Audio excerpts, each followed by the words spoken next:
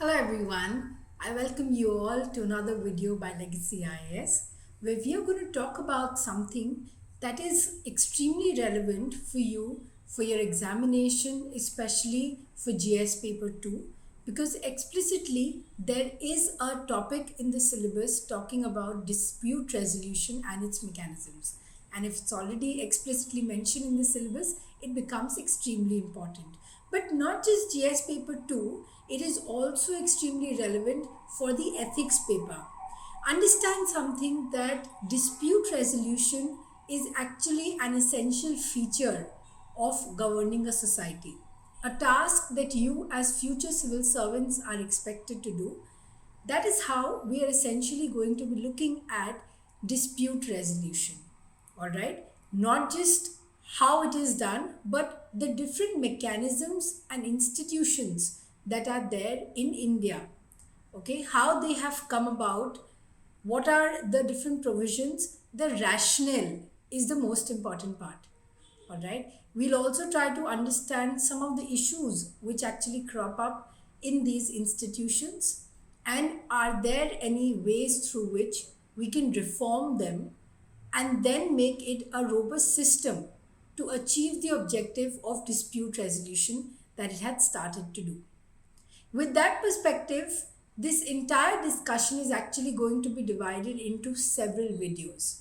All right, so that within a specific period of time, you are able to grab maximum information, but more than that, develop the perspectives which are needed for understanding this particular issue.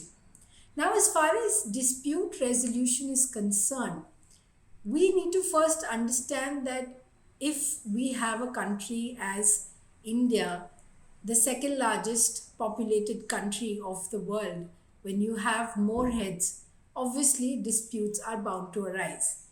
Disputes can be actually of various kinds in terms of public matters, in terms of private, in terms of familial issues, in terms of commercial issues.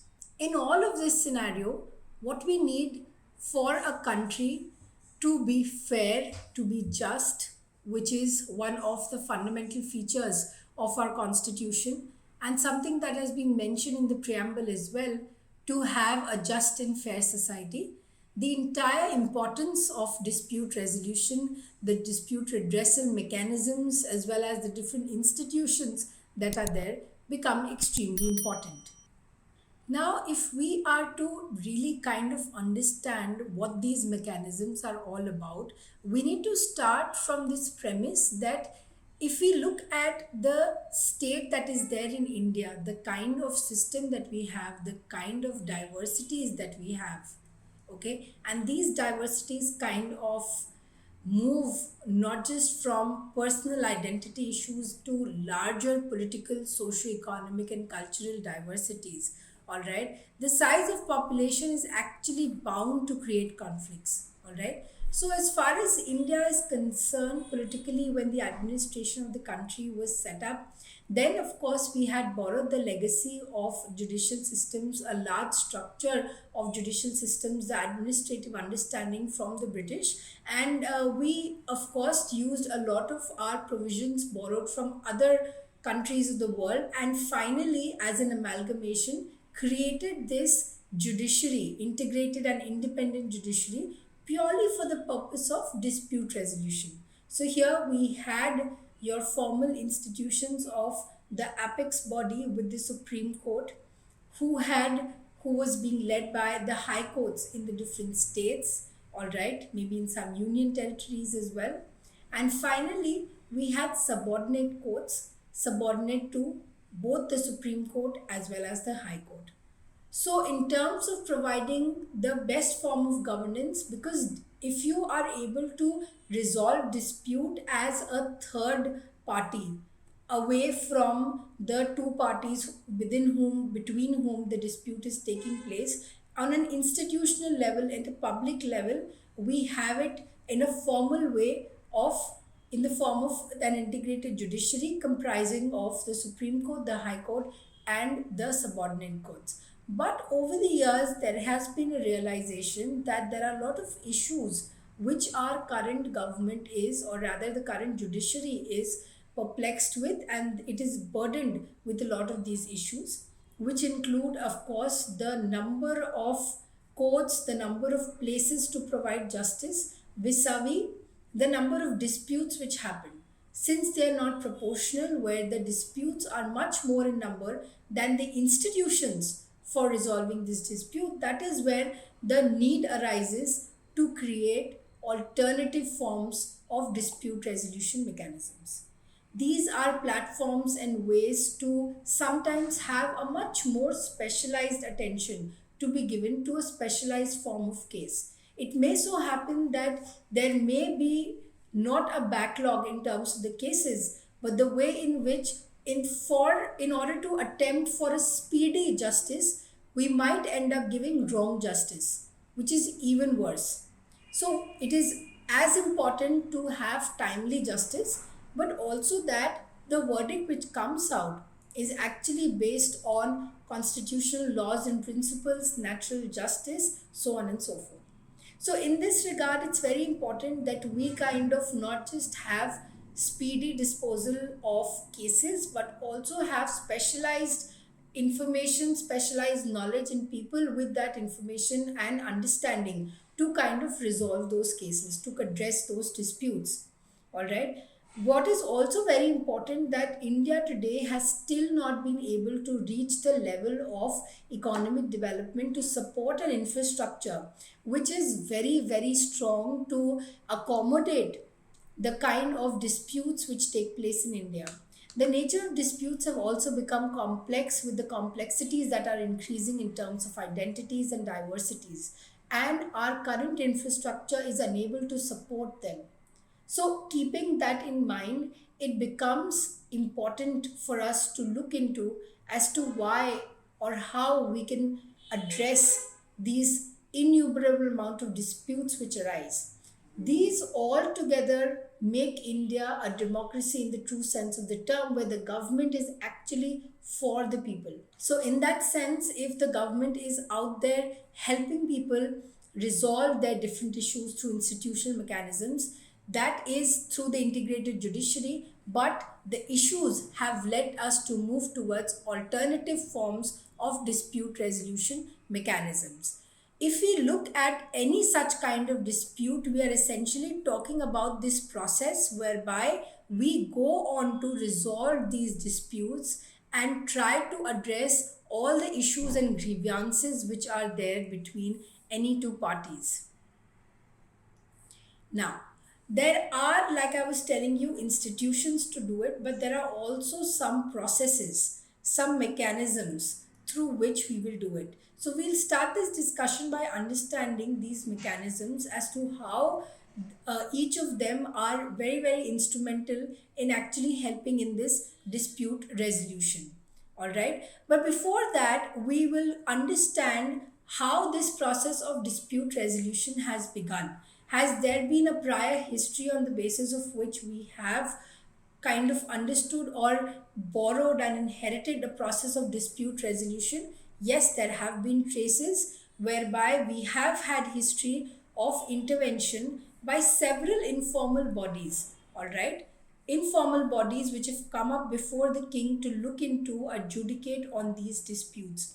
All right. Besides the fact that the king kind of gave its verdict on issues, there was his own council and a couple of people who kind of looked into and advised the king as to how should disputes be resolved. But there were also presence of these informal bodies which helped the king in their adjudication. All right. One of them was Kula, which was basically family oriented or clan assemblies.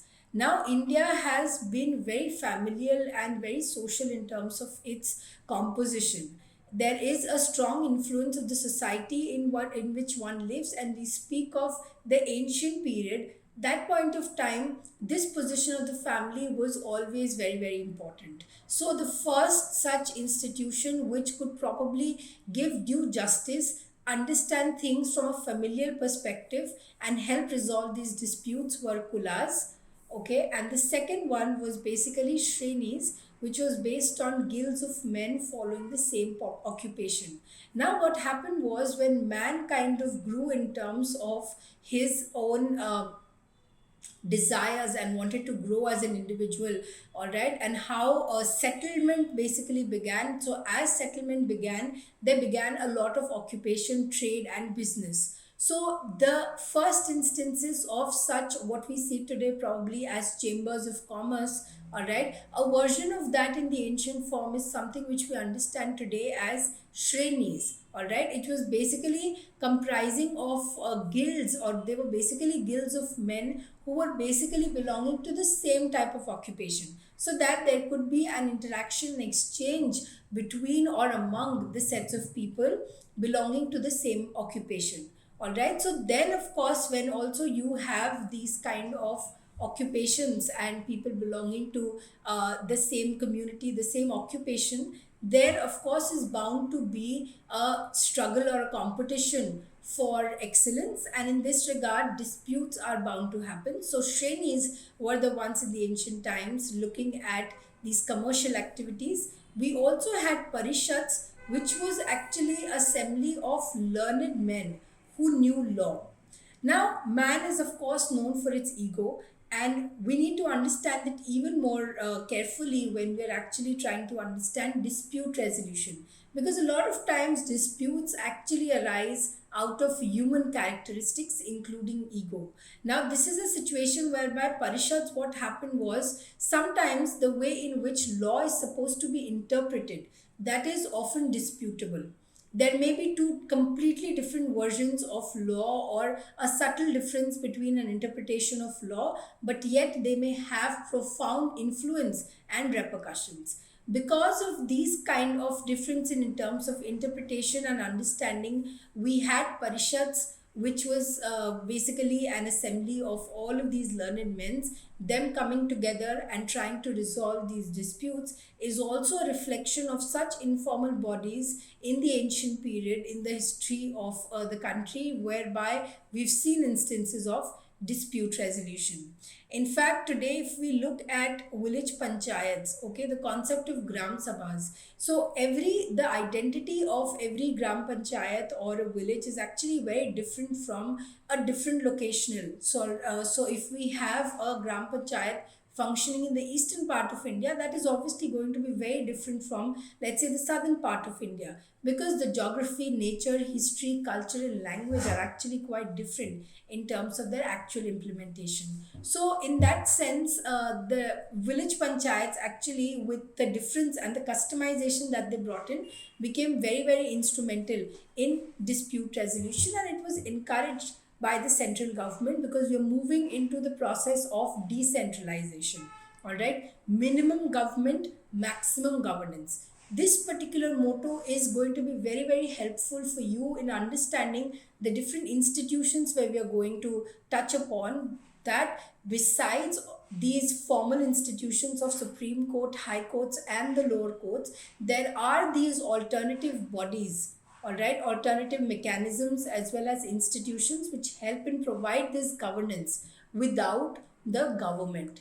Okay, now we of course have a very important need for these kind of mechanisms, but if we look at data, some of the important reasons why we have both formal and definitely other informal, or for that matter alternative mechanisms of dispute resolution, we are looking at the proportion of judges to the proportion of disputes, that is extremely low. This kind of judge to population ratio is actually very, very less. So we obviously cannot expect the same people to kind of resolve greater number of issues and have those grievance redressal done better. So in that sense, it's a very important point and a reason why we need to have such mechanisms in place. So the case overload that is basically on the judges is the basic reason for creating this pendency. This pendency is to the extent of 60,000. All right. In fact, in a lot of courts, there are about 25 to 30 million cases pending. A lot of redundant processes are also in place, which includes a lot of paperwork in the age of technology and e-governance and clouds. All right, we are still, if banking upon paperwork, there is a lot of issues that can arise in terms of their maintenance, in terms of their management, in terms of because they are tangible material, their preservation, a lot of things become difficult in terms of locating the right paper. It requires a lot of space and infrastructure also. So in that sense, this is also a very redundant process and requires intervention. The rules which have been put in place are actually very, very rigid, as well as lot of archaic practice, lot of age old practices which are not relevant to the current times have been used, are continued to be used. So they create a further need to kind of revamp the entire system. The ratio to which these cases are actually disposed, all right, is something very, very poor. In fact, this is precisely because we don't really have an upper limit within which a particular case has to be resolved, because of which the case goes on for a prolonged period of time, and unfortunately sometimes the people pleading in the cases are not alive to see it come to life. All right, also there have been a great amount of increase in the amount of PILs that are being filed, that is public interest litigation. In fact, the awareness that public has developed, the kind of vigilantism, the kind of knowledge, information and proactiveness with which public today performs and acts also further create the need for new dispute resolution mechanisms. There are also a lot of times when cases are not according to merit. There's not much merit that is involved in the cases, and lot of times frivolous cases also get kind of inputted into the judicial system. So those have to be kind of checked, and that's why you have these mechanisms of dispute redressal coming handy. There is also a tendency to take in appeals till the Supreme Court looks into it, because obviously we understand the Supreme Court has really less amount of time. The Indian law is actually quite complex. We have kind of listed down, if you look at the constitution also, why is it so lengthy? Because A, we were very precautionary, but also we tried to incorporate as many things as possible, making the final text extremely complex. So that really creates a problem in terms of dispute resolution mechanism. Now, as I was telling you, there are some mechanisms for dispute resolution, and we're now going to kind of look into these individual mechanisms and their functioning. Now let us look at the different mechanisms through which we can basically manage these disputes in a society, and some of the practices which are explicitly or implicitly used in our day-to-day parlance is very, very important. First among them is arbitration. The way in which the word kind of sounds is intervening, so it's kind of like a procedure in which you have a dispute between two parties, of course, that is basically submitted to a single person who acts as an arbitrator, or to a group of people who act together as arbitrators, and they are the ones who are basically now going to make an imposing decision on the dispute. They are now going to be the decision makers, and they have now taken upon them to kind of resolve and find a solution to this entire issue. So now, while choosing these particular arbitration, you can have these parties opting for private dispute resolution procedures instead of going to the courts. So they can be like off the court or outside the court kind of settlements. These are what I'm talking about. So here you can have several mechanisms out of which this arbitration is chosen. Some of the ways through which it's done is basically that it is of course consensual. No one is forcing you to do it, and it has to be on the agreement of both the sides. Also, it's expected to be neutral, because if you have any one side who's basically, or rather any one side kind of influencing, or the arbitrator is basically kind of biased, then obviously you will not have a fair decision, and that is the whole perspective. Also, it needs to be a confidential procedure. it is something that can be a matter which might be very personal, which might be very confidential in terms of not sharing it with the public, especially in public domains. It can also be something which is between companies and they don't want to share important information, so it's generally kind of kept confidential in that sense. The decision is absolutely final, all right, and it's easy to enforce. So here we are looking at a particular decision by the arbitrator which can be directly be used and enforced as an outcome. We also have conciliation after arbitration, which is actually much more voluntary and flexible approach in terms of dispute resolution. It is of course confidential, but here what we see is that the conciliator is basically assisting in acting as a neutral third party. How is it different in terms of its flexibility, whereby the time, the structure, and the content of the entire proceeding of this conciliation can be basically decided. So in this regard, we have that these proceedings are hardly public because we just said that they are purely confidential.